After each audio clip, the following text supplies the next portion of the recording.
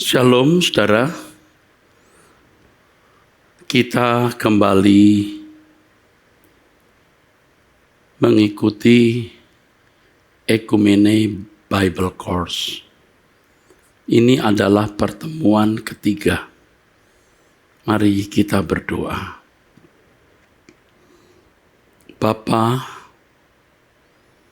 ke dalam tangan-Mu kami serahkan sesi hari ini. Pimpinlah kami ya Bapa, tuntunlah kami, agar kami sungguh-sungguh mendengar dan menerima kebenaran yang murni. Dalam nama Tuhan Yesus Kristus. Amin. Saudaraku sekalian, satu hal yang saya ingin saudara tahu, bahwa buku mengenai keselamatan itu tebalnya hampir 500 halaman. Kemudian saya menulis per bagian-bagian, misalnya mengenai pembenaran, mengenai pengudusan, mengenai kehendak bebas, dan lain-lain. Dan masing-masing itu satu buku yang halamannya sekitar 230 halaman. Nah, sekarang bagaimana dengan 5 kali pertemuan saya bisa membahas semuanya? Tidak mungkin, saudaraku. Jadi sebenarnya apa yang saya kemukakan ini seperti sebuah pengantar atau menjadi kesimpulan, sehingga kita tidak memiliki kesempatan membahas secara detail, secara teliti. Jadi kalau ada kurang sana-sini dalam penjelasan, bukan karena tidak ada, tetapi karena tidak berkesempatan. Dan memang saudaraku, dengan 5 pertemuan ini beresiko bagi saya karena bisa menjadi sasaran tembak. Seakan-akan paparan kita ini tidak memiliki landasan yang kokoh.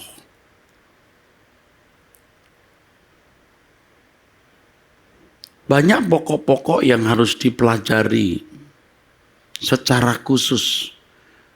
Dan kita hanya membahas dalam waktu 20 menit satu pokok bahasan yang sebenarnya ditulis dalam satu buku. Oleh sebab itu, ke depan saya kira saya akan membagikan kebenaran kepada saudara per tema. Seperti kalau bicara mengenai pengertian keselamatan, kita membahasnya hanya 1 kali pertemuan, itu pun tidak seluruhnya. Artinya dari 1,5 jam hanya 1 jam.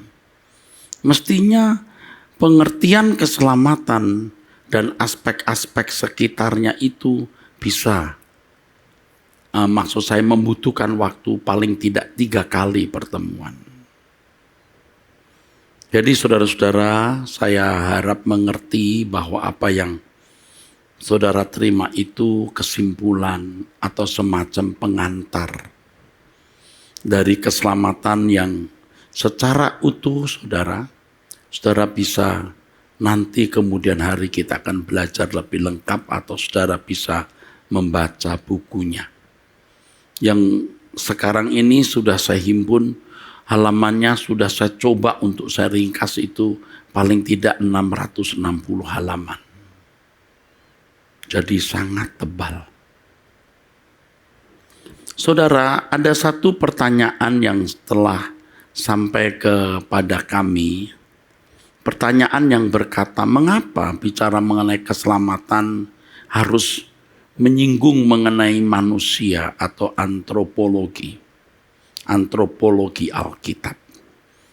Ya, harus, karena manusia itu objek keselamatan.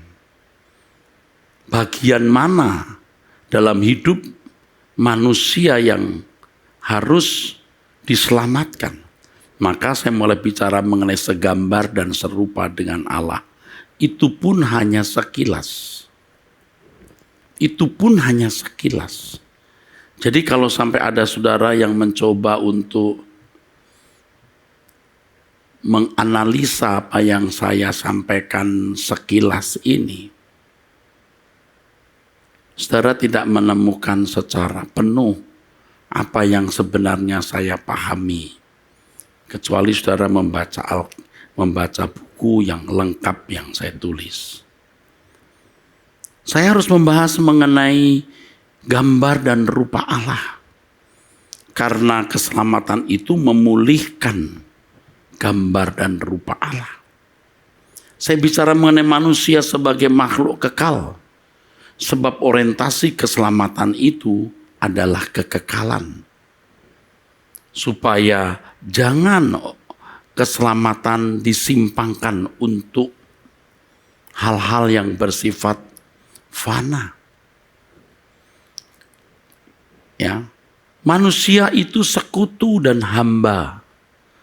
Makhluk kekal, maksud saya, segambar serupa dengan Allah, harus dikembalikan ke rancangan semula. Makhluk kekal, orientasinya keselamatan abadi, saudaraku. Sekutu dan hamba Allah, supaya manusia bisa dipersekutukan kembali dan melayani Allah. Sebab manusia dengan keberadaan yang luar biasa dimungkinkan untuk bersekutu dan melayani Allah. Manusia sebagai anak Allah, keselamatan membawa manusia kepada perubahan kodrat supaya manusia dapat kembali menjadi anak Allah. Lalu bicara mengenai pemulihan gambar Allah juga bicara mengenai kemungkinan pemerintahan Allah dilangsungkan kembali dalam hidup manusia. Kalau manusia tidak diubah, pemerintahan Allah tidak bisa dilangsungkan.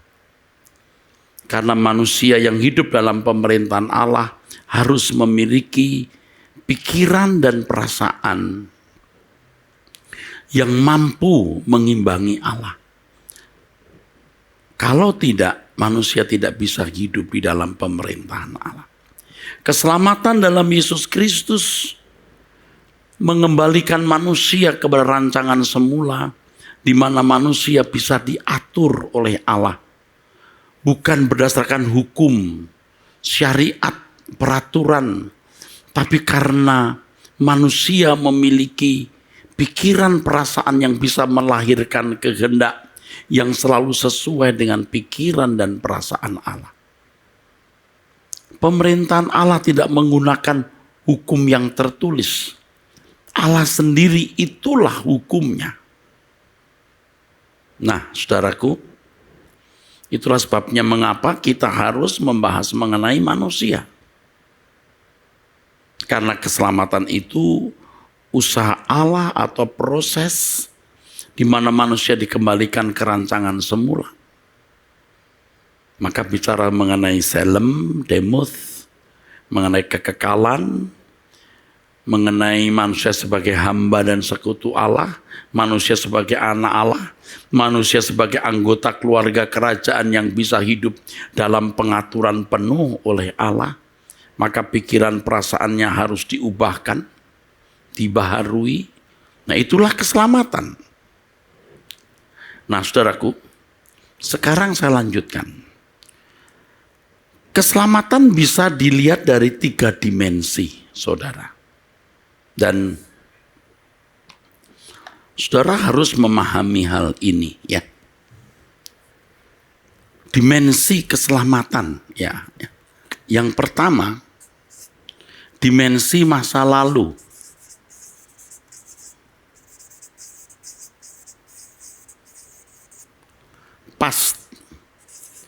Yang kedua, dimensi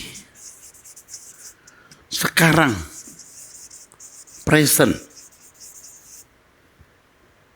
3, dimensi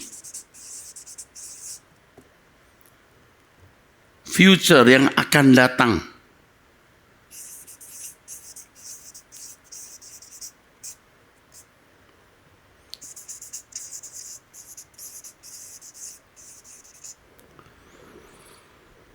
Saya sudah katakan bahwa apa yang saya kemukakan ini sebenarnya semacam pengantar saja, atau sebuah ikhtisar atau summary dari buku tebal mengenai keselamatan.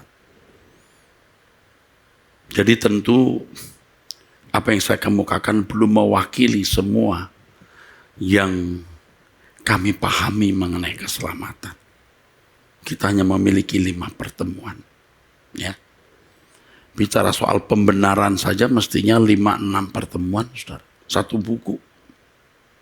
Bicara soal pemilihan mesti bisa beberapa kali pertemuan karena 1 buku. Mengenai gambar diri, kesempurnaan. Yang semua itu bagian dari tema-tema dalam keselamatan. 1 buku. Namun demikian, saudara, tetap saya akan bicara dan saudara-saudara bisa memperhatikannya.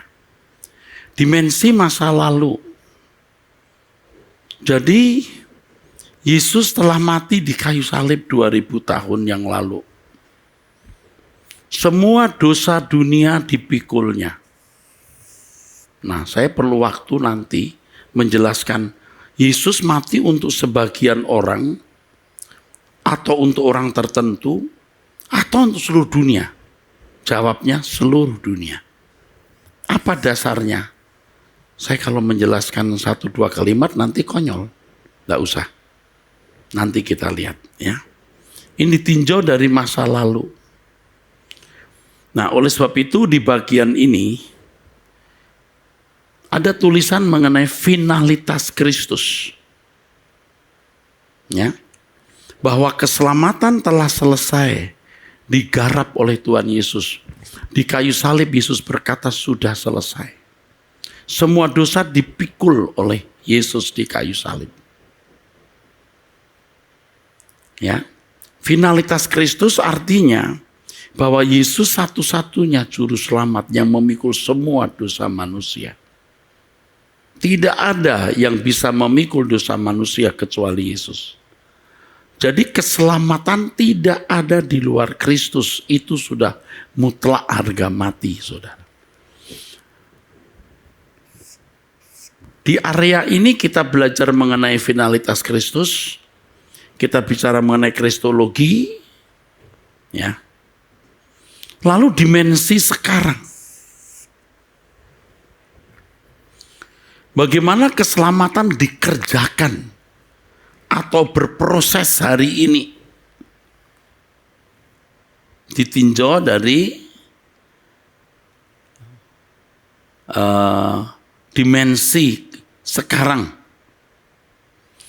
Di area ini, di wilayah ini, kita bicara mengenai pembenaran, pengudusan, iman, penebusan, kelahiran baru, pertobatan, kasih karunia, kehendak bebas, anak Allah, corpus delicti, gambar diri, hidup menurut roh, perubahan kodrat, kesempurnaan, nesyamah, antropologi, Injil yang benar, pemilihan dan penetapan, transformasi pikiran.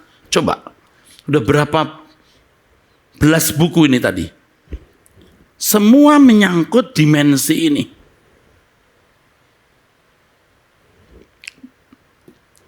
Jadi kalau kita menjadi anggota dari Ekumene Bible Course, saudara akan mendapatkan pelajaran-pelajaran ini ke depan.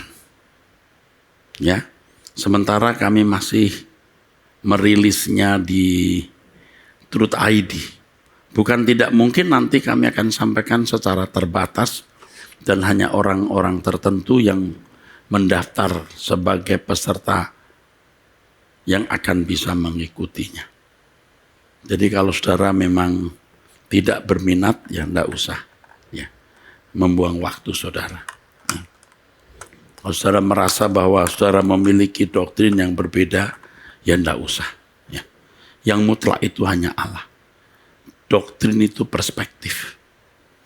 Sistematika teologi itu perspektif. Orang bisa mengklaim dirinya paling benar. Tentu kalau saya menyampaikan kebenaran, saya mengklaim saya ini benar. Tetapi saya tidak perlu membandingkan dengan pandangan orang, tidak perlu. Nah, inilah yang saya percaya benar. Saya juga tidak mengkutak-kutik pandangan orang. Orang punya pandangan sendiri. Yang mereka anggap benar, ya monggo. Ini pandangan saya. Ya kan? Kalau saya mencoba untuk membanding-bandingkan, apalagi menyebut-nyebut nama orang, saya kira kita tidak santun. Ya. Dan saudara perhatikan orang-orang seperti itu tidak patut didengar. Ya. Tidak patut didengar.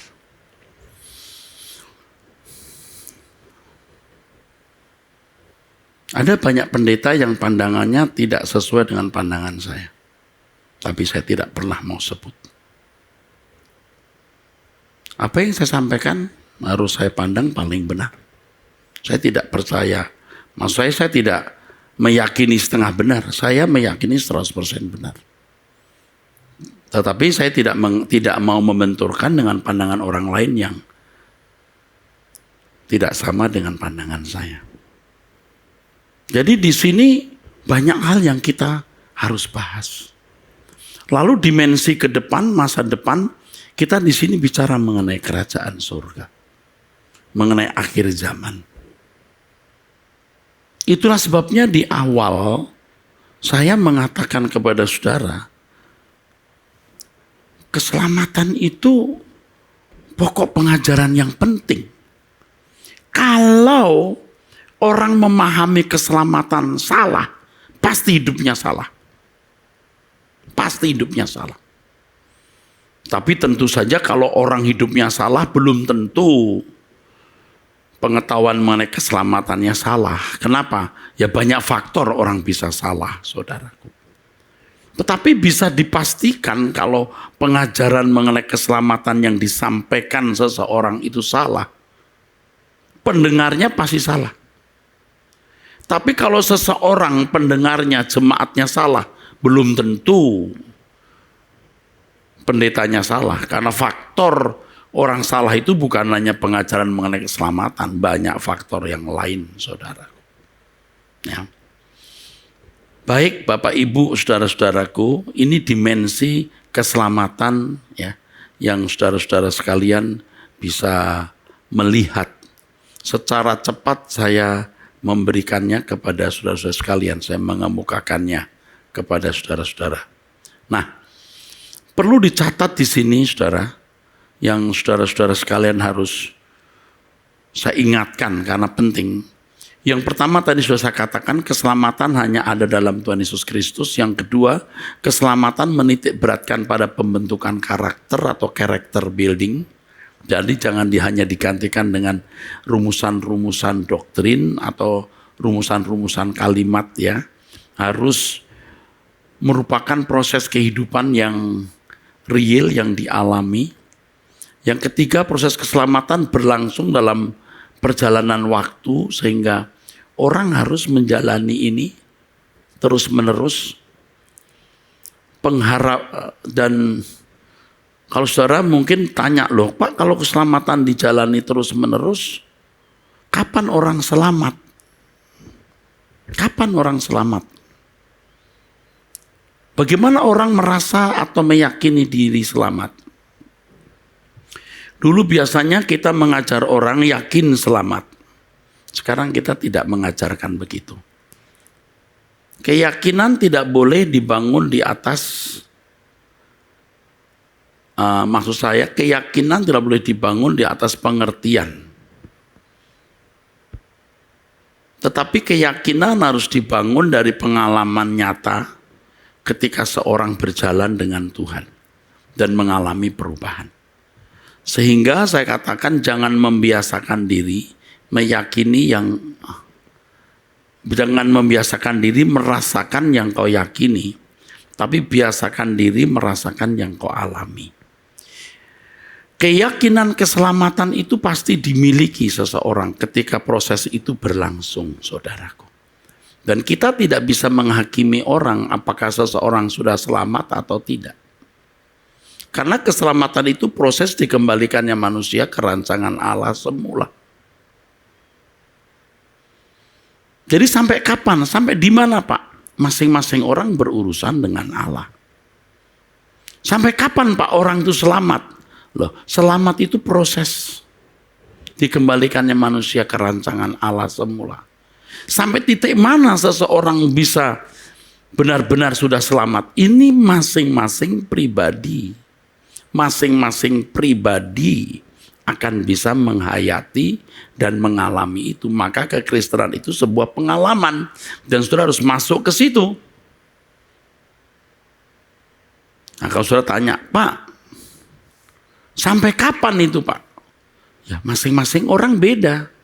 Sampai kapan tuh masing-masing orang beda. Tidak boleh ada dan tidak bisa ada angka nominal yang menghitung. Tidak bisa. Pak, bagaimana kalau dalam perjalanan ternyata kita tidak mencapai target? Nah, saudara harus melihat penjelasan secara komprehensif. Ya, saya sudah katakan bahwa saya hanya memberikan summary, jadi ya memang ada hal-hal yang hilang ya. Saudara, dulu manusia dirancang sempurna. Tetapi ketika Adam jatuh dalam dosa, kehilangan kemuliaan Allah, artinya kurang. Saya sudah jelaskan ya saudara, tidak perlu saya ulang lagi. Jadi sebenarnya Adam belum mencapai gambar, maksud saya belum mencapai rupa, belum mencapai demos yang Allah kehendaki, belum sampai. Manusia kurang kemuliaan. Manusia bisa berbuat baik, tetapi juga manusia bisa kemudian terus mengalami keadaan di mana manusia bisa menjadi jahat. Nah, keselamatan dalam Yesus Kristus membuka pintu ini. Manusia bisa ke sini. Jadi kalau seorang bermoral baik, ya, orang bisa menjadi anggota masyarakat.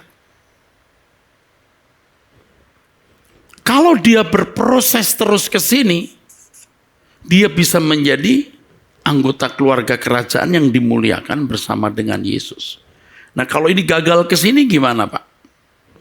Kalau dia baik saja bisa masuk ke dalam dunia akan datang menjadi anggota masyarakat, saudara. Ya. Jadi kalau gagal di sini, nah ini misteri apakah seseorang nanti masuk dimuliakan bersama dengan Yesus hanya sampai di sini. Itulah sebabnya Yohanes Pembaptis datang mempersiapkan jalan bagi Tuhan. Orang-orang munafik yang melakukan hukum hanya berdasarkan bunyinya lalu memanipulatif hukum itu, ditobatkan dulu. Ayo, hasilkan buah pertobatan. Masuk ke area ini dulu. Tuhan Yesus datang membuka pintu mengajarkan Injil yang menekankan kebenaran dalam batin, masuk ke dalam kesempurnaan. Jadi kalau orang jahat tidak mungkin sempurna. Dia harus baik dulu. Ini natural proses ini, saudara. Makanya harus dialami, jangan hanya berteori di atas kertas.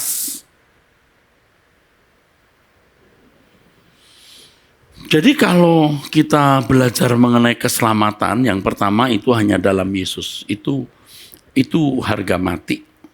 Menitik beratkan pada pembentukan karakter, berlangsung dalam proses waktu, dan keempat, keselamatan itu berpengharapan di dunia akan datang. Ya. Jadi bukan hanya main kata kalimat, lalu merasa yakin kalau mati masuk surga dan menjalani hidup seperti anak-anak dunia yang lain. Nah, saudaraku sekalian, di sini saudara saya harapkan jelas. Penebusan oleh darah Yesus itu dimaksudkan agar kita bisa diambil dari cengkeraman kuasa dunia. Kalau bicara soal penebusan, saudaraku, itu jika lihat latar belakang Alkitab, pengertian penebusan di wilayah agama dalam Perjanjian Lama begitu banyak dipaparkan mengenai korban penebusan yang dilakukan oleh bangsa Israel untuk memperoleh pengampunan, yaitu dengan darah domba. Kedua, pengertian penebusan di wilayah pengadilan, banyak kasus-kasus yang berkenaan dengan penebusan dalam budaya orang Yahudi yang sangat implikatif dengan kehidupan orang percaya sekarang ini. Ya.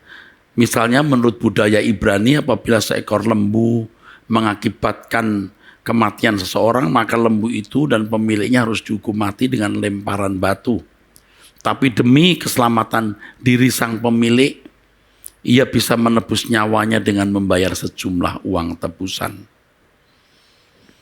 Penebusan juga ada di wilayah perbudakan. Budak yang dimiliki seseorang tidak bisa diambil oleh siapapun, kecuali ada orang yang lebih, maksudnya orang kaya yang bisa membeli budak itu ditebus.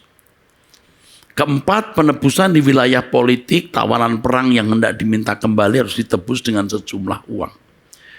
Penebusan berbicara mengenai sebuah tatanan, saudaraku. Ya. Tidak ada pengampunan dosa tanpa korban. Tidak ada. Itulah sebabnya ketika Adam dan Hawa berbuat salah di Taman Eden harus diusir. Harus diusir. Bukankah di Taman Eden Allah yang Maha Pengasih, Pengampun dan Penyayang bisa mengampuni? Bisa, tetapi itu melanggar tatanan.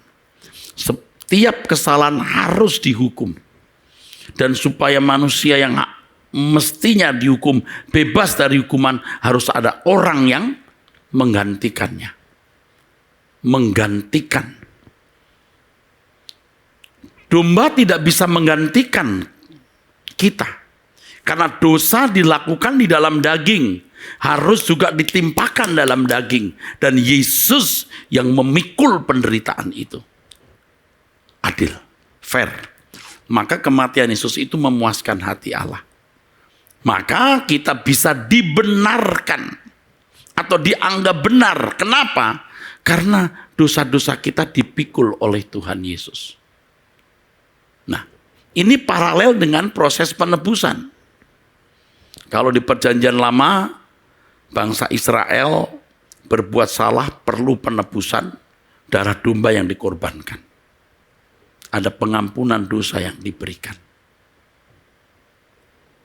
Kalau di dalam pengertian wilayah pengadilan, banyak kasus-kasus yang berkenaan dengan hal ini. Seseorang bisa dibebaskan dari hukuman mati kalau ditebus dengan sejumlah uang. Di wilayah perbudakan, seorang budak tidak bisa dimiliki oleh majikan manapun kecuali ditebus, ya, oleh seorang majikan yang memiliki uang atau harta atau kekayaan untuk menebus budak itu. Di wilayah politik, penebusan di wilayah politik, tawanan perang yang hendak diminta kembali harus ditebus. Nah, jadi penebusan itu tatanan. Jadi kalau ada agama yang tidak mengenal penebusan, ya itu bukan urusan kita. Tapi kalau kita orang percaya, kita memiliki kebenaran mengenai penebusan itu. Begini, saudara. Kalau ini penjara setan,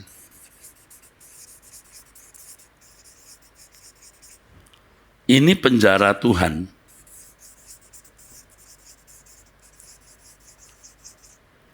Manusia dulu itu terkungkung di sini.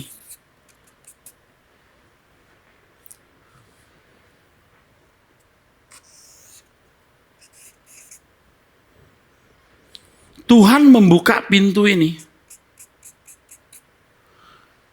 di mana manusia bisa dibawa masuk ke dalam penjara Tuhan, tentu menjadi manusia sesuai rancangan Allah semula. Dia berpotensi ke sana kalau mengerjakan keselamatan dengan takut dan gentar. Nah, ini kita bicara soal respon terhadap anugerah. Nah, itu khusus. Dijelaskan lagi nanti. Tetapi kalau manusia tidak mau, tidak bisa masuk. Mestinya kita keluar dari penjara dunia, kalau penjara kata setan terlalu keras, penjara dunia, masuk penjara Tuhan. Maka Yesus berkata, jadikan semua bangsa muridku. Maka firman Tuhan mengatakan agar kita mengalami pembaharuan pikiran dan tidak serupa dengan dunia. Serupa dengan siapa? Serupa dengan Yesus. Manusia dulu dikloning, dibentuk oleh dunia. Sekarang setelah menjadi orang percaya harus memberi diri dibentuk oleh Tuhan. Ditebus kita dengan salib. Artinya proses ini bisa berlangsung, kejadian ini bisa berlangsung karena adanya salib. Jadi kita harus mengerti maksud salib itu diadakan. Makanya kalau seseorang benar-benar memberi ditebus oleh darah Yesus, dia tidak boleh memiliki hidup seperti anak-anak dunia lain. Dia harus memiliki model hidup yang baru. Dan ternyata model hidup yang baru itu adalah ini. Yesus. Maka pada akhirnya orang percaya harus bisa berkata, hidupku bukan aku lagi, tapi Yesus yang hidup di dalam aku. Dan ini tidak bisa otomatis, ini perjuangan saudaraku. Berjuanglah masuk jalan sempit. Kapan Yesus berkata begitu? Di Lukas 13 ayat 23 sampai 24. Ketika orang bertanya, sedikit sajakah orang yang diselamatkan? Yesus tidak berkata, oh gampang, pokoknya yang penting kau kupilih untuk selamat, kamu selamat. Yesus berkata, berjuanglah. Itu jelas. Dan banyak ayat firman Tuhan yang menunjukkan hal itu. Ya. Ini tidak bisa otomatis. Maka mengenal Tuhan Yesus itu masuk sekolah, proses sekolah kehidupan yang berat karena targetnya itu mengenakan hidup Yesus. Nah, kalau kita sebagai orang percaya tidak berjuang untuk memiliki kualitas hidup seperti yang Yesus kenakan, kita terpenjara oleh dunia. Makanya saya katakan kalau konsep keselamatan seseorang salah, pasti hidupnya berantakan. Tidak sesuai dengan rencana Allah tersebut. Tetapi kalau orang hidupnya berantakan, ya tidak selalu karena konsep keselamatannya salah. Banyak kausalitas lain. Tapi yang jelas konsep keselamatan itu sangat penting, saudaraku. Jadi di sini, saudaraku, penebusan itu memuat pengampunan dosa. Dan orang yang memberi diri untuk diampuni, sekaligus harus memberi diri untuk diperbaiki. Nah, kalau orang merasa sudah diampuni beres, nanti kalau mati masuk surga, sekarang sudah jadi anak-anak Allah, itu kasih karunia tanpa tanggung jawab. Dan banyak orang Kristen seperti itu. Jadi kalau orang mengajarkan atau memberi kesan bahwa pengampunan bisa diberikan tanpa usaha memperbaiki, itu penyimpangan. Itu berarti membiarkan dosa atau kesalahan terus berlangsung. Seakan-akan Allah tidak peduli dengan keadaan karakter seseorang, saudaraku. Ya, bagi umat perjanjian baru, kalau Allah mengampuni itu berarti ya, disertai dengan proses untuk diperbaiki, proses pembenahan, proses dikembalikannya manusia ke rancangan Allah semula.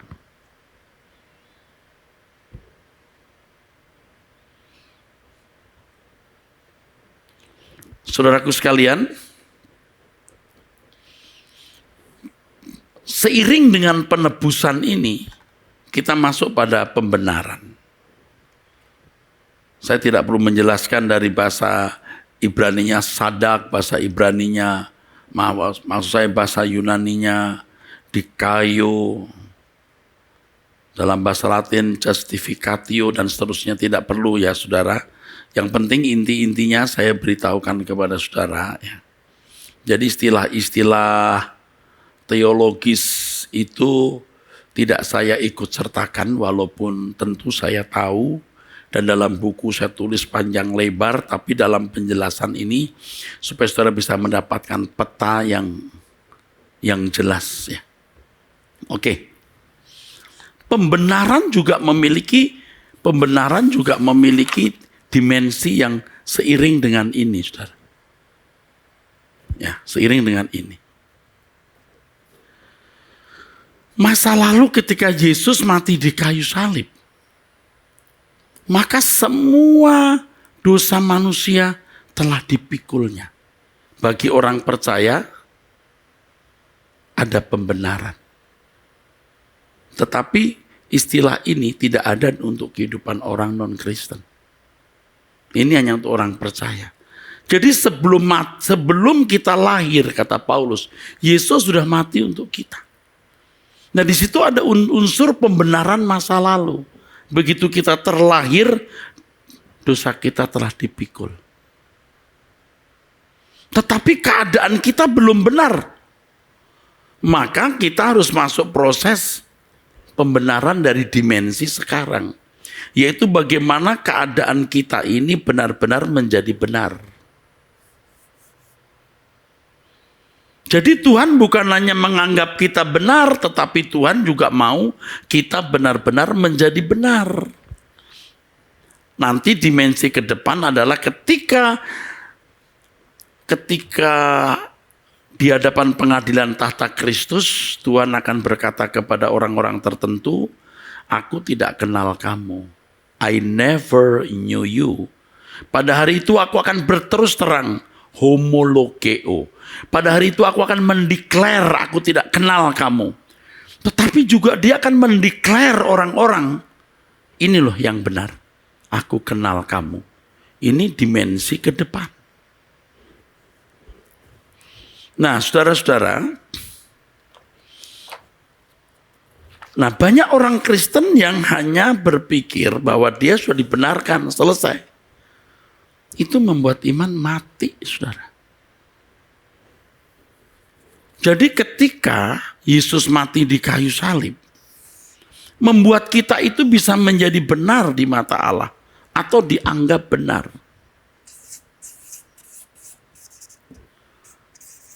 Kita dibawa kepada Bapa, kita dianggap benar. Karena dosa-dosa kita dipikul di kayu salib.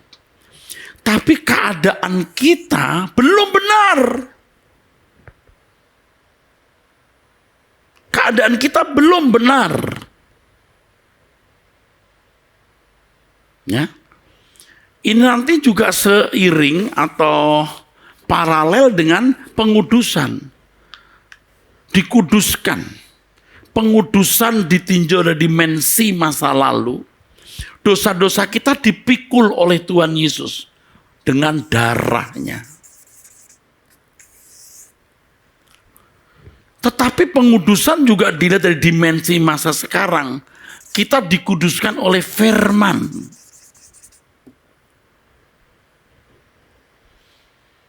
Nah ini dimensi ini jelas.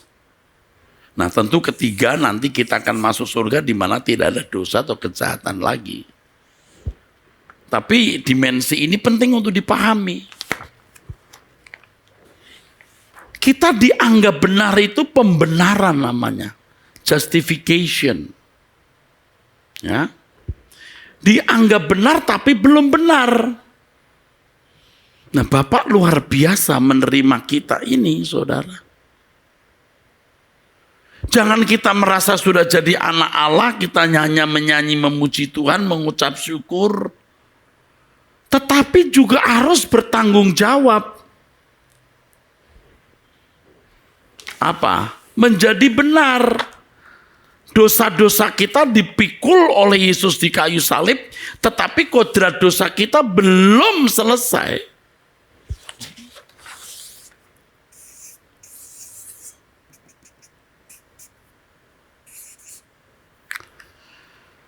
Dosa-dosa kita itu dipikul.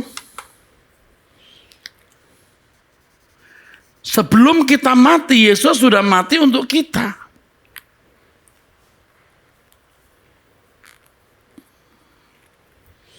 Jadi dosa kita dari A sampai Z sudah selesai disalib, dipikul, selesai. Enak dong Pak kalau begitu. Oh nanti dulu. Kodrat dosa kita yang harus diubah. Makanya setiap orang harus menghadap tahta pengadilan Kristus. Berkali-kali Paulus mengatakan semua kita harus berdiri di hadapan tahta pengadilan Allah. Semua kita harus mempertanggungjawabkan semua perbuatan kita. Di sini yang harus dipertanggungjawabkan. Apakah kodrat dosa seseorang itu diubahkan dari kodrat dosa, sinful nature, ke kodrat ilahi.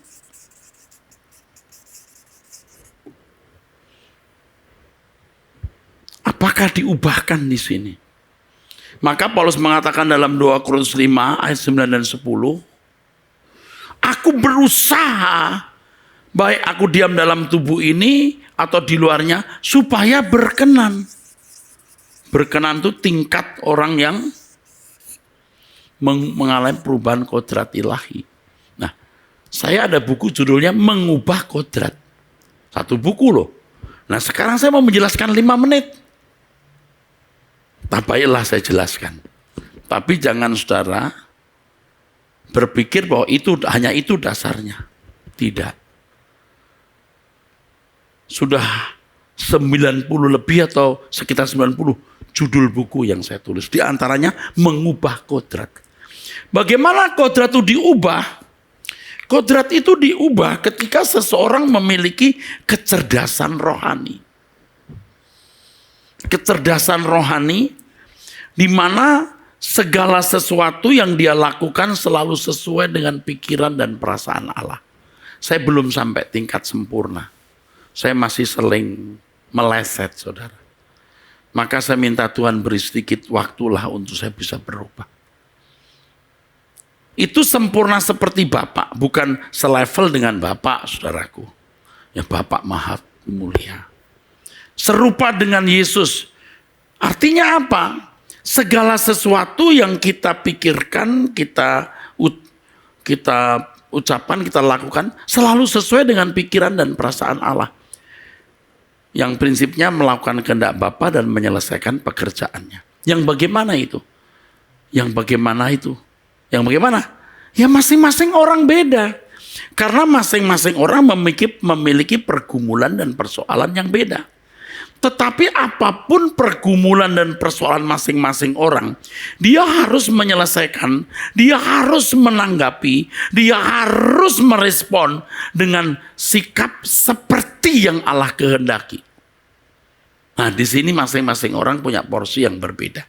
Yang diberi banyak dituntut banyak, yang diberi sedikit dituntut sedikit. Jadi kalau orang hidup di tengah-tengah lingkungan pelacuran misalnya, dengan orang yang hidup di tengah-tengah lingkungan orang-orang beragama, beda bukan? Saya tidak mengatakan mana yang lebih berat ya saudaraku. Pasti beda persoalannya. Nah, apakah di dalam hidup masing-masing mereka itu melakukan segala sesuatu selalu sesuai dengan kehendak Allah di tempatnya masing-masing? Jadi seperti Yesus itu harus dipahami pada esensinya. Serupa dengan Yesus itu esensinya, skema jiwa yang dia miliki ini. Maka Tuhan mengatakan nanti orang akan mendapatkan reward dari sini. Siapa yang mengerjakan? Orang itu sendiri. Kalau Allah sendiri yang mengerjakan, ya biar Allah memberi hadiah untuk dirinya sendiri. Tapi manusia harus merespon. Dari keadaan yang berkodrat dosa menjadi seorang yang berkodrat ilahi. Dibenarkan dulu, dianggap benar dulu, supaya bisa diterima oleh Allah Bapa. Lalu Bapa memberikan Roh Kudus.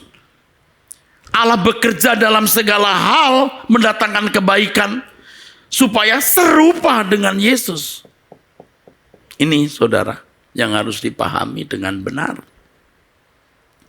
Nah, inilah yang dikatakan mengerjakan keselamatan dengan takut dan gentar. Jadi jangan merasa sudah dibenarkan. Udah, puji Tuhan, terima kasih pengampunanmu ya Tuhan, kasih karuniamu, keselamatan yang kau berikan padaku. Bukan tidak boleh mengucap syukur begitu, harus mengucap syukur begitu. Tetapi tanggung jawab, justru ketika kita dibenarkan, kita memiliki tanggung jawab lebih besar dari orang yang tidak mengalami pembenaran. Jadi istilah pembenaran ini hanya memang untuk orang percaya. Karena orang percaya yang dibawa kepada Bapa di surga. Yesus juga mati untuk semua orang, Pak. Iya, tapi tidak bisa dikatakan mereka dibenarkan. Karena mereka tidak dibawa kepada Bapa untuk diterima, untuk menerima Roh Kudus, untuk diproses, untuk serupa dengan Yesus.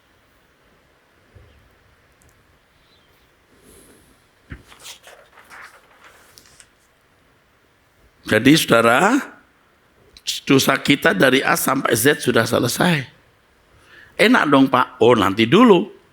Ini yang harus dibereskan. Kita itu bisa berkeadaan begini juga bukan karena kita mau loh. Gara-gara Adam, jadi begini. Terlahir sudah hidup di bawah bayang-bayang maut. Karena kejatuhan manusia ke dalam dosa membuat manusia tidak berpeluang untuk menjadi sesuai rancangan Allah semula, yaitu memiliki pikiran perasaan yang bisa selalu sesuai dengan pikiran perasaan Allah. Kejatuhan manusia ke dalam dosa membuat manusia tidak mampu sempurna seperti Bapa. Artinya tidak mampu bertindak selalu sesuai dengan pikiran dan perasaan Allah. Siapa yang bikin gara-gara itu? Ada, bukan salah kita. Kita sudah terkurung di situ. Yang Martin Luther berkata non posse non picare. Kita terbatasi, terpenjara dalam kungkungan menjadi orang yang hanya baik atau jahat. Keselamatan membuka peluang kita menjadi sempurna seperti Bapa atau serupa dengan Yesus. Nah, keserupaan ini jangan dipandang, saudaraku sekalian, dari perspektif yang salah. Dari skema jiwanya yang mampu memproduksi pikiran perasaan yang sesuai dengan kehendak Allah. Masing-masing orang memiliki persoalan yang berbeda. Tetapi kalau dia serupa dengan Yesus, artinya dia bisa menyelesaikan masalah-masalah itu, bereaksi terhadap masalah-masalah itu sesuai dengan pikiran dan perasaan Allah. Makanya kodratnya harus dirubah.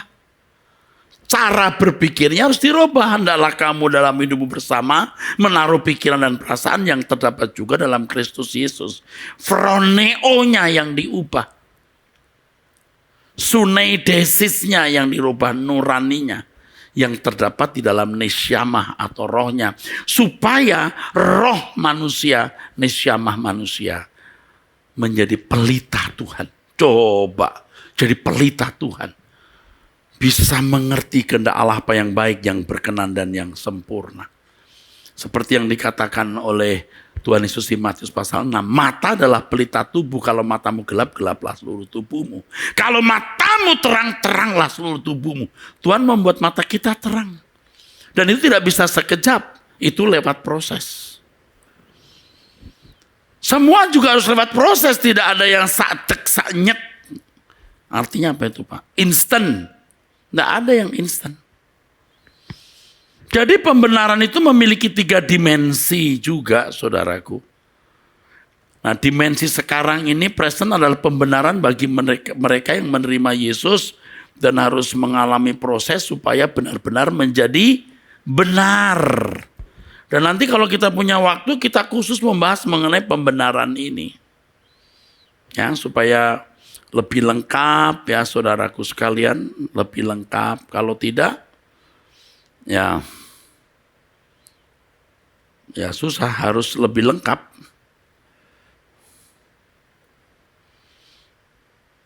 Jelas ya, saudara? Ini proses pengudusan. Jadi dikuduskan itu bukan hanya oleh darah, tapi oleh firman. Dimensi masa lalu darah Yesus yang menyucikan. Tapi pengudusan itu juga oleh firman. Allah membentuk melalui setiap peristiwa yang terjadi. Maka di sini ada pengudusan secara pasif. Ada pengudusan secara aktif. Pengudusan secara pasif tidak melibatkan manusia, tak perlu dan tidak bisa. Inilah yang disebut kasih karunia. Anugerah gratis. Tanpa menuntut jasa manusia, salib. Ini secara pasif. Pengudusan secara pasif. Tapi ada pengudusan secara aktif. Karunia juga. Kenapa? Ada Roh Kudus, ada pembentukan Allah melalui segala peristiwa. Ya, itu karunia juga. Tetapi manusianya tetap merespon.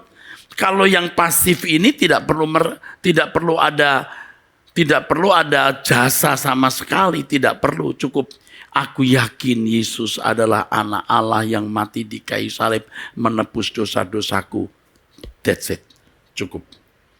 Itu keyakinan, pengaminan akali, persetujuan pikiran, harus. Itu pintu gerbangnya, saudara.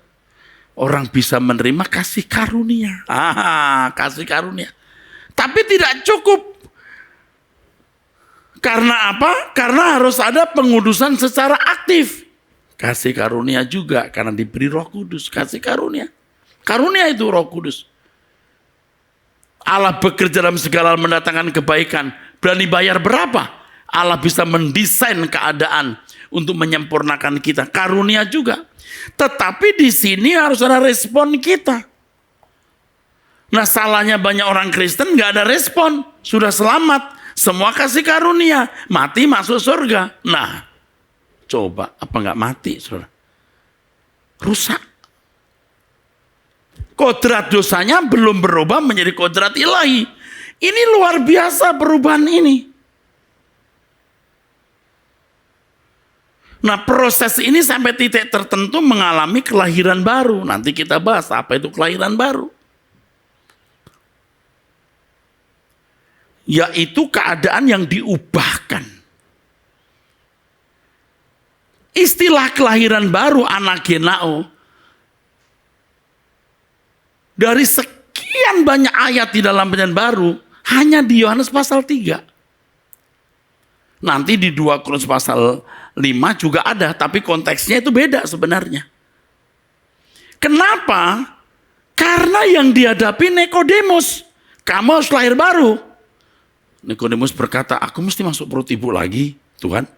Enggak tahu kamu.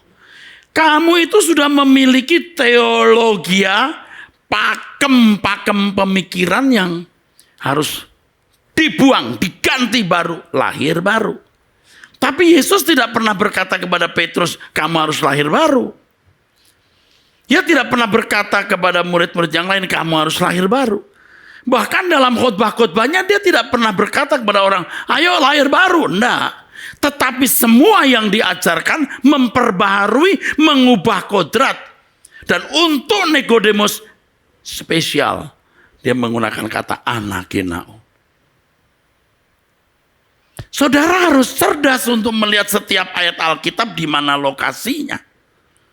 Anda jangan berkata, wah kalau begitu Petrus tidak perlu lahir baru. Semua juga harus mengalami perubahan, entah istilahnya apa. Untuk Nikodemus pakai istilah lahir baru. Bagaimana Pak bisa lahir baru? Oleh roh. Air dan roh. Apa itu air? Ya air ya baptisan. Tapi bukan teknisnya. Bukan teknisnya. Komitmennya. Mati bagi dosa, hidup bagi Allah. Seperti yang dikatakan dalam Roma pasal 6 ayat yang keempat. Baptisan itu lambang kematian. You mau gak dibaharui? Mati. Harus berani mati. Berani kamu menjadi pengikut Yesus? Berani. Tinggalkan cara hidupmu yang lama, pakailah model hidup yang baru. Nggak bisa begini, ya deh silahkan Tuhan. Nggak bisa, kamu harus memiliki tekad dan langkah-langkah nyata untuk itu. Oleh air dan roh. Roh apa? Ya pekerjaan Roh Kudus. Tanpa pekerjaan Roh Kudus kita tidak bisa buat apa-apa. Roh Kudus yang melahirkan baru kita. Tetapi bukan kita diam saja. Firman Tuhan mengatakan kita dilahirkan oleh firman Allah. 1 Petrus pasal 1 ayat 23. Bagaimana cara firman Allah melahirkan kita? Alkitab. Taruh di kepala, lahir baru? Ya tidak. Baca. Belajar. Kenakan. Bahkan kalau sudah membaca Alkitab, iman datang dari rema. Artinya ucapan Allah. Manusia itu bukan hanya dari roti, tapi dari setiap rema, ucapan Allah. Sebuah pergaulan pribadi dengan Allah, di mana orang mendengar ucapan Allah di dalam hidupnya. Tidak sederhana. Dia harus bersentuhan dengan Allah. Dia harus interaksi dengan Allah. Sampai mengalami kodrat ini berubah. Jangan salah tangkap buat bahasa saya ya. Jangan berkata, wah kata Pak Eras Petrus tidak lahir baru. Semua kita harus lahir baru. Semua kita harus mengalami pembaharuan. Semua kita harus mati dari hidup lama dan mengenakan hidup yang baru.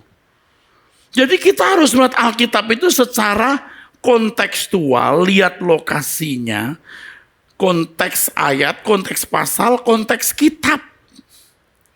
Strictly kita harus melihat begitu. Seperti misalnya kalau saudara berkata, saudara membaca Alkitab bahwa semua manusia itu ya kejahatannya seperti kain kotor. Itu di kitab Yesaya, tidak di semua kitab. Artinya Pak, apakah kebaikan Ayub semua seperti kain kotor? Itu zaman di mana bangsa Israel di suasana pembuangan, tidak ada yang baik. Yang paling baik pun seperti kain kotor. Kain untuk mengelap menstruasi.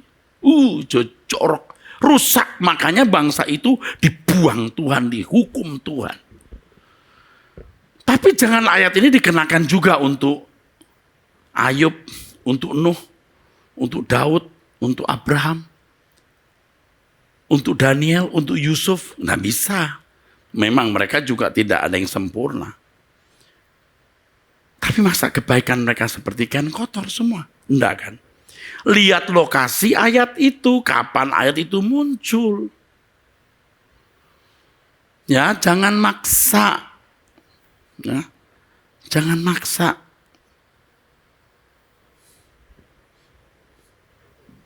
Kita harus lihat Alkitab itu fair dan jujur, saudaraku. Nah, Bapak Ibu bisa menangkap dengan hati, dengan batin ya, supaya bisa mengerti ini. Ini keselamatan.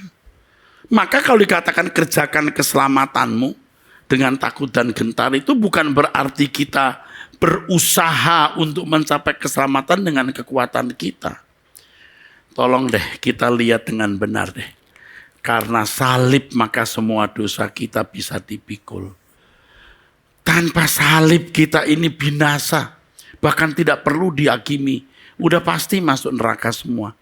Salib memikul dosa-dosa kita. Hanya karena salib yang membenarkan kita bisa dibawa untuk ketemu Bapa. Karena salib ini kita dapat Roh Kudus. Kasih karunia juga itu saudara.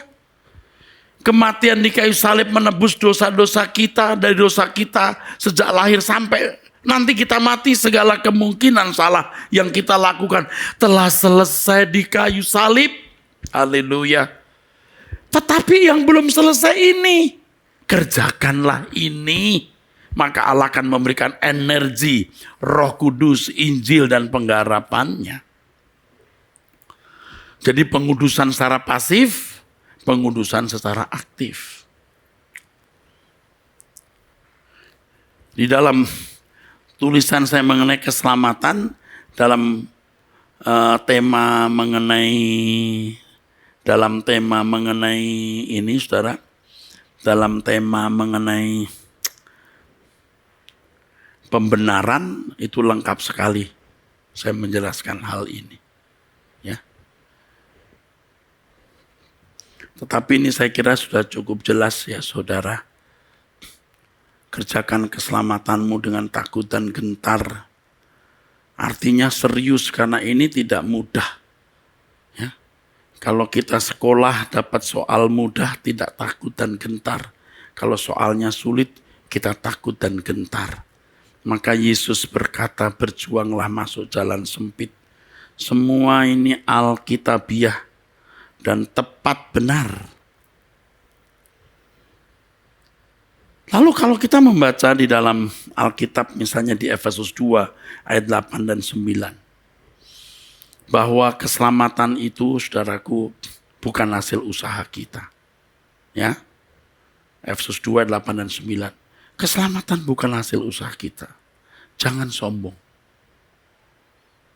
Amin. Jangan sombong. Amin. Bukan hasil usaha kita. Amin. Artinya dimulai dari ini. Lalu dosa kita telah dipikul. Lalu Tuhan memberikan kita Roh Kudus.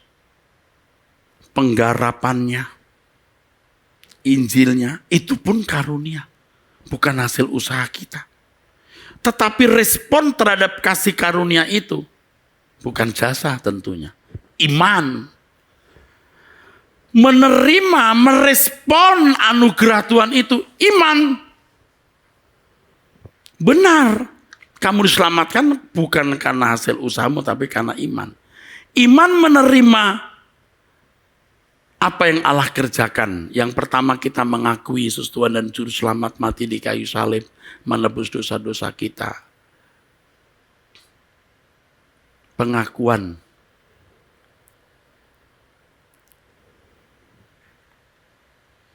Percaya, keyakinan, akali, harus itu pintu gerbangnya. Tetapi tidak berhenti sampai di situ. Iman tanpa perbuatan seperti tubuh tanpa roh. Iman itu tindakan. Kalau dalam bahasa aslinya pisteuo, artinya menyerahkan diri kepada objek yang dia percayai. Pisteuo. Kalau kita percaya Yesus berarti menyerahkan diri. Ya tentu sebelum kita menyerahkan diri, kenal dulu siapa dia. Dia Tuhan dan Juru Selamat. Aku setuju. Aku meyakini.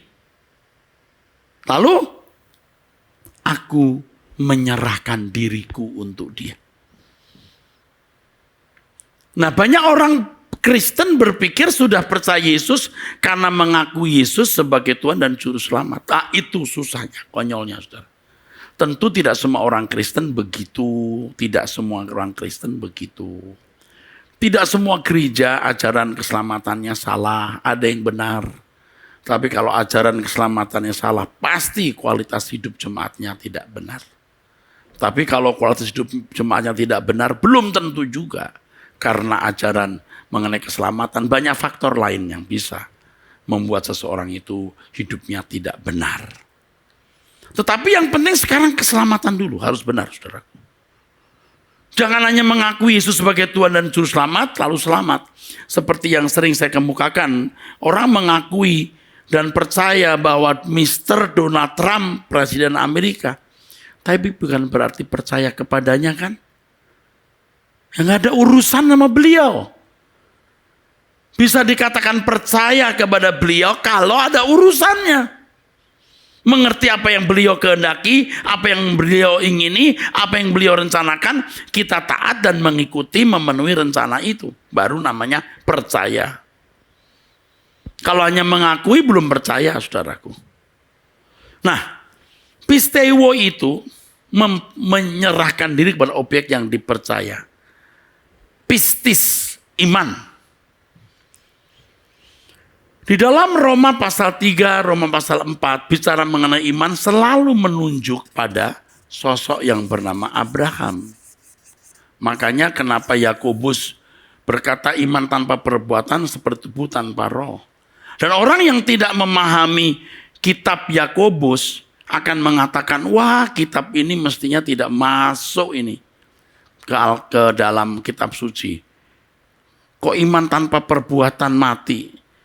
Yang benar itu iman menyelamatkan, selesai.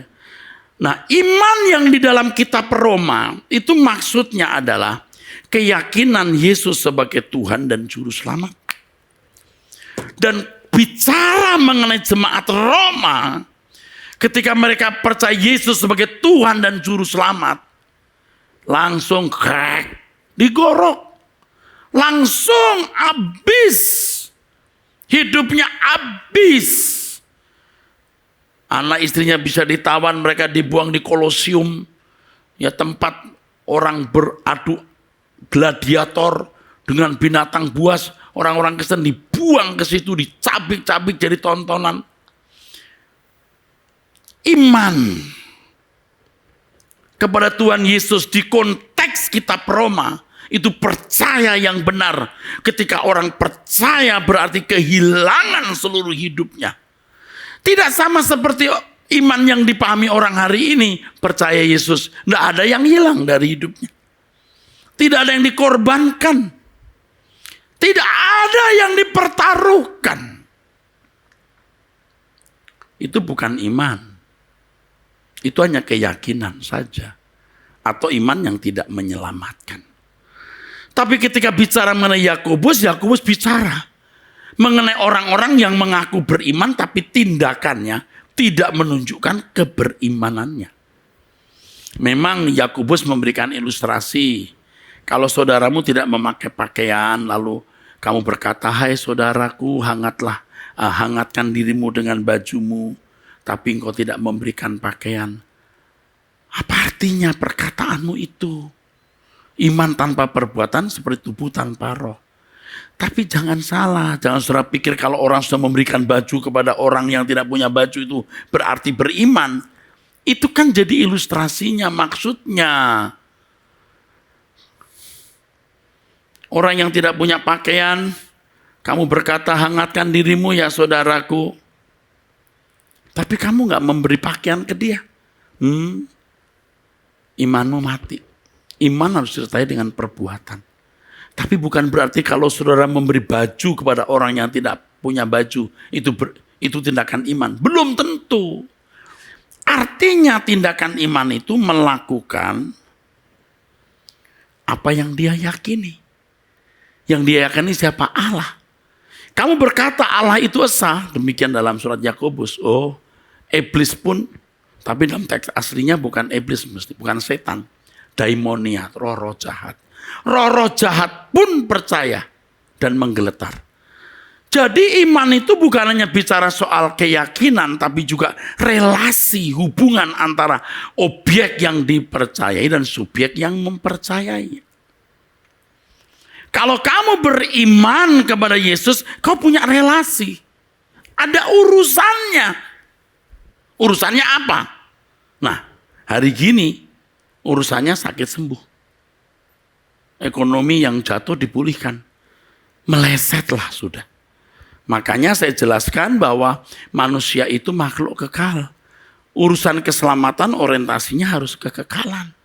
Jangan orientasinya pada berkat-berkat jasmani sementara.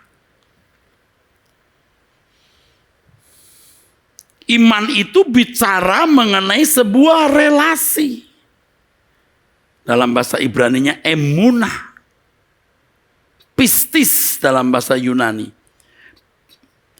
Jadi pertama iman itu bukan hanya bertalian dengan keyakinan ya saudara, tapi juga relasi antara kita yang percaya dan Allah yang kita percayai. Kalau aku percaya kepada Allah, aku menyerahkan diri sepenuhnya kepadanya. Terserah Tuhan mau buat apa. Tuhan berkata, ikut jejakku, kata Tuhan Yesus. Kita ikut jejaknya. Pertanyaannya, jejak yang bagaimana sih? Situasi hidup Yesus zaman itu dengan kita kan beda. Jejak yang bagaimana sih?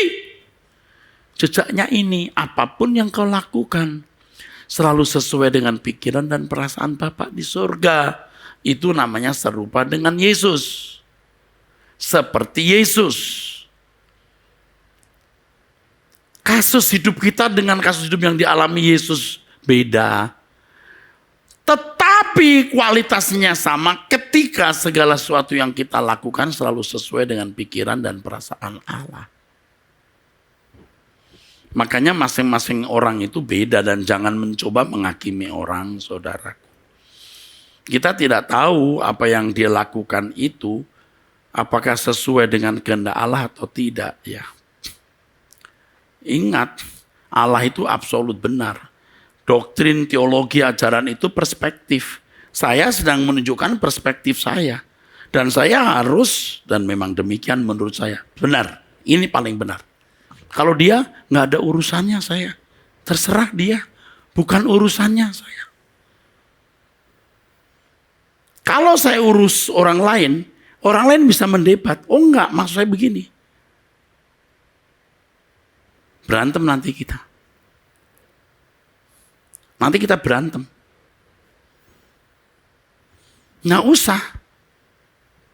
Seperti apa yang saya katakan kepada saudara hari ini, saya sudah katakan ini summary. Ini pengantar. Saudara comot 1-2 kata saya, 1-2 kalimat saya, saudara comot, saudara analisa.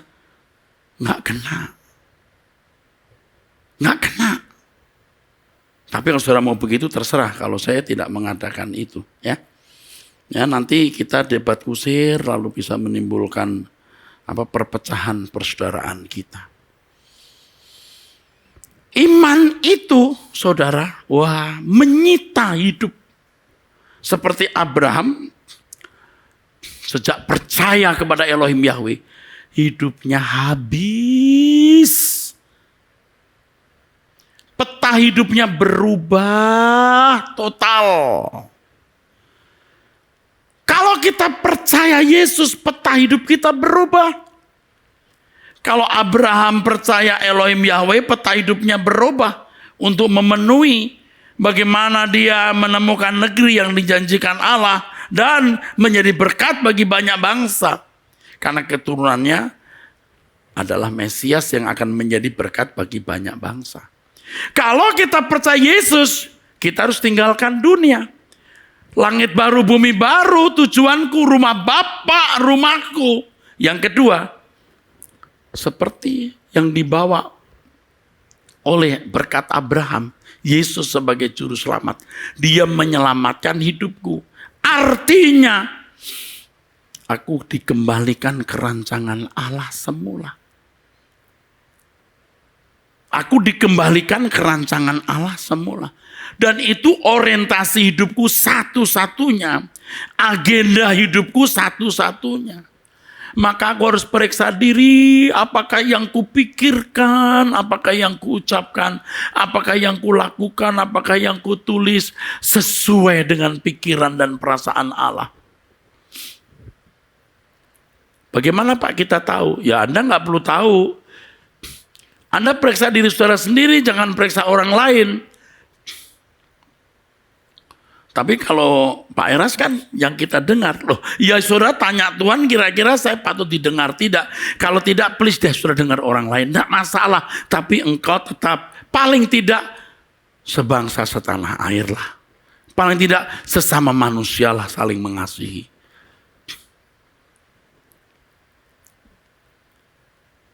Saudara, rasakan dengan hati saudara. Apakah kebenaran ini kebenaran yang mengubah hidup saudara atau tidak?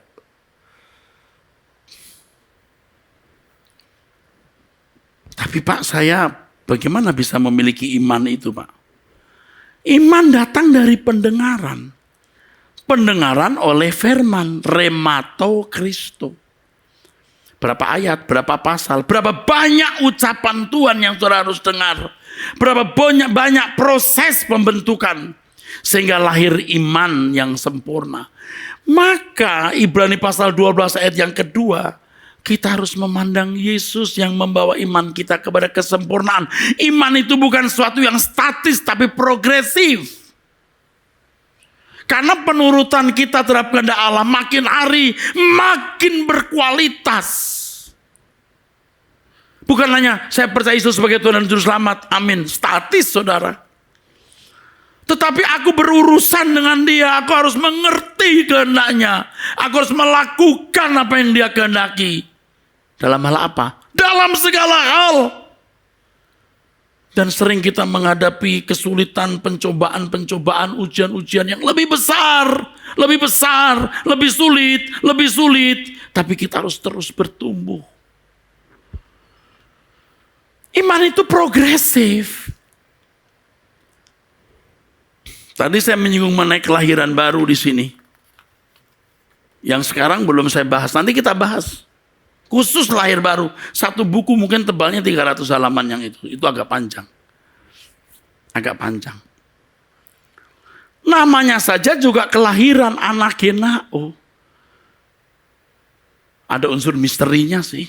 Apalagi dulu belum ada ilmu ginekolog seperti hari ini. Bagaimana bertemunya ovum dengan sperma lalu sperm lalu menjadi zigot. Ya, tapi misteri. Tapi ada proses dari misteri lalu perut makin besar, hamil, 9 bulan lahir. Itu pun kalau lewat sebuah penanganan yang baik. Si ibu harus makan nutrisi yang baik, harus merawat, baru ada kelahiran lalu proses terus sampai dewasa. Tidak mungkinlah menikah hari Sabtu, pesta perkawinan hari Sabtu, hari Senin sudah pergi ke bidan melahirkan atau ke dokter. Dokter sudah mengalami kelahiran, sudah melahirkan anak. Hari Sabtu pesta perkawinan, hari Senin sudah datang ke dokter kandungan melahirkan, nggak mungkin. 9 bulan prosesnya. Semua juga proses. Dari dulu Tuhan kalau menciptakan sesuatu juga proses.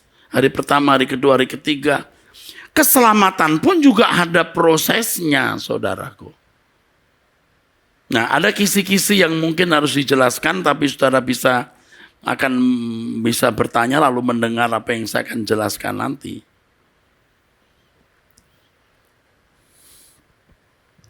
Dulu bayangan kita ya waktu masih muda, karena saya dari kecil juga Kristen, saudara. Pokoknya sudah percaya Yesus, nanti di pengadilan kita diadili, kita berkata, loh saya percaya Engkau Tuhan dan Juru Selamat kan, wahai hakim yang baik. Kasihan tuh saudara, jadi orang Kristen begitu, maka lingkungan saya juga parah waktu itu saudara. Saya masih ingat keluarga saya Kristen, tapi aduh, waktu saya masih muda, saya lihat juga lingkungan keluarga saya juga orang-orang Kristen, tapi aduh, parah. Waktu kecil pun saya juga sudah menilai, kok jahat banget ya orang Kristen itu. Untung saya nggak pindah agama, saudara. Ya. Puji Tuhan, lihat kelakuan orang Kristen itu, aduh. Saya juga bisa menjadi batu sandungan untuk itu. Makanya ayo kita berubah, kita bertobat saudaraku. Merasa sudah beriman lalu pasti masuk surga. Iman itu tindakan. Abraham itu memiliki tindakan. Jangan berkata iman muncul juga karena Tuhan yang taruh, Pak.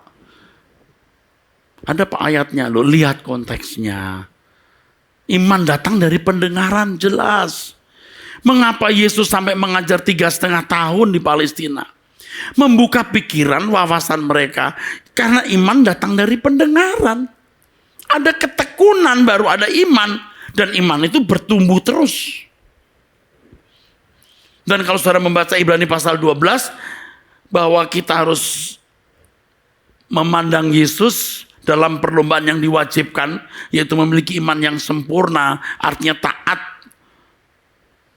dengan sempurna, taat sampai mati di kayu salib seperti Tuhan Yesus. Dan ternyata itu proses pendidikan Bapa.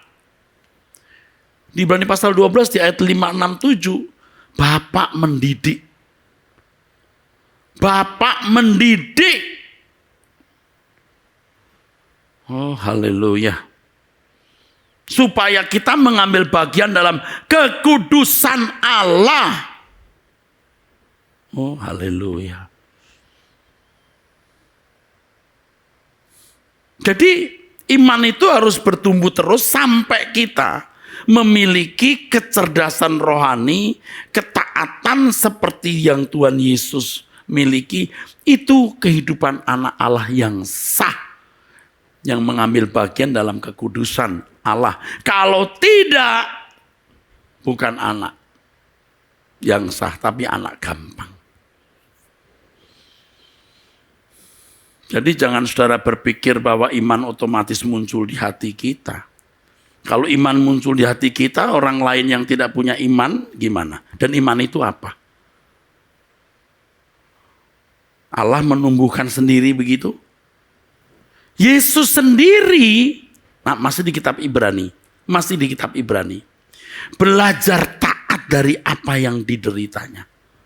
Dan setelah mencapai kesempurnaan, dia baru menjadi pokok keselamatan, penggubah bagi orang yang taat, yang mau mencontoh, yang taat, yang tekun mengikuti dia. Taat mengikuti dia. Nggak sederhana, bukan?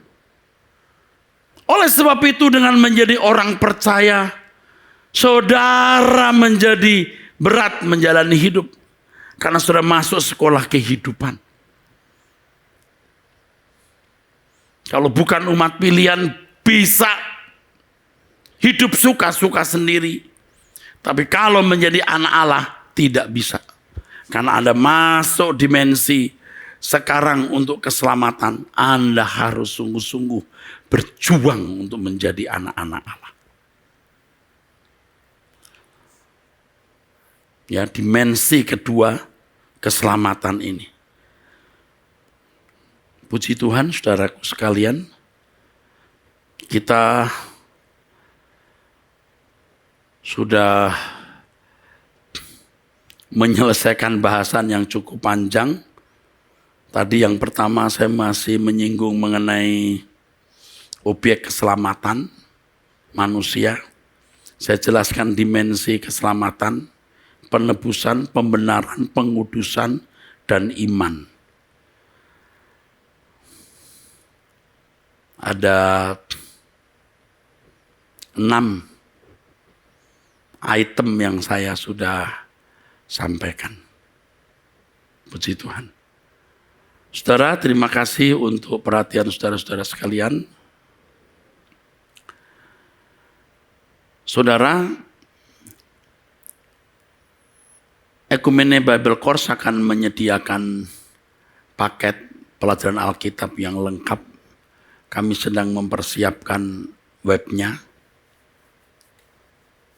Ya, nanti Bapak Ibu bisa ikut dan banyak benefit yang saudara akan dapatkan di situ yang saya belum umumkan sekarang ini. Ya, mari kita berdoa. Bapa, kami bersyukur karena kebenaran firman-Mu menakjubkan. Bapa, terima kasih untuk firman-Mu. Bapa, kami menyerahkan Sekolah Tinggi Teologi Ekumene dalam tangan-Mu, jadikan alat untuk benar-benar membina hamba-hamba Tuhan yang memberkati bangsa ini. Berkati STT lain, terutama di tengah-tengah masa wabah COVID ini. Cukupi kebutuhan mereka, Bapa. Baik untuk gaji dosen maupun untuk logistik, mahasiswanya. Kami mohon pertolongan-Mu. Sangat memprihatinkan sekolah-sekolah tinggi teologi di Indonesia. Sering tidak didukung oleh banyak pihak. Padahal Bapa STT-STT inilah yang mempersiapkan hamba-hamba-Mu. Terima kasih untuk Ekumene Bible Course ini. Terima kasih. Dalam nama Tuhan Yesus Kristus.